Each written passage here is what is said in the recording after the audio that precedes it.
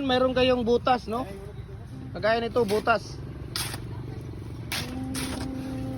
Para paglagay ninyo ng tubig, hindi napunta kung saan-saan yung ating simento at saka tubig, okay? Dapat mayroong butas kayo, 7 feet around yan. Tapos may 1 feet na tawag dito, taas niya. Ayan. So ito yung mixing natin, ratio natin sa ating 1 bag of cement. Tapos ang papalabasin natin dito sa 6 feet, 8 piraso na 6 feet.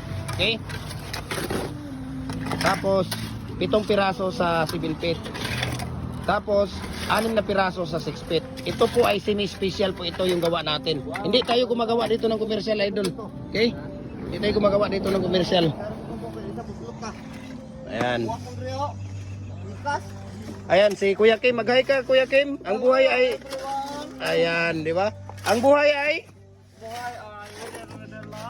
okay. Di ba? Si Kuya Kim, nagbabalik si Kuya Kim dahil ang buhay ay weather lang. Okay?